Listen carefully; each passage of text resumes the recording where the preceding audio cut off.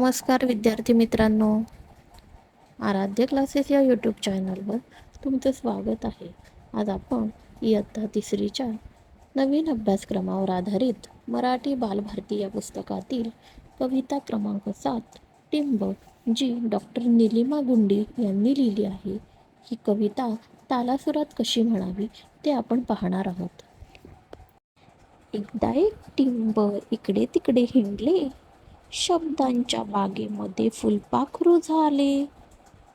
नदीचा केला नंदी, माडीची केली मांडी.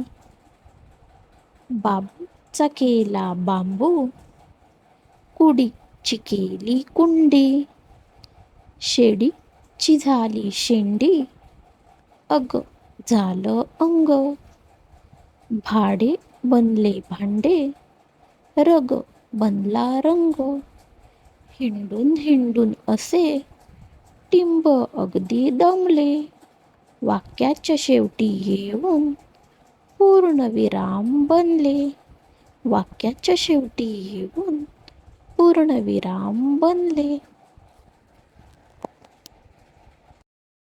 व्हिडिओ आवडल्यास लाईक, सबस्क्राईब करा आणि शेअरसुद्धा करा. धन्यवाद.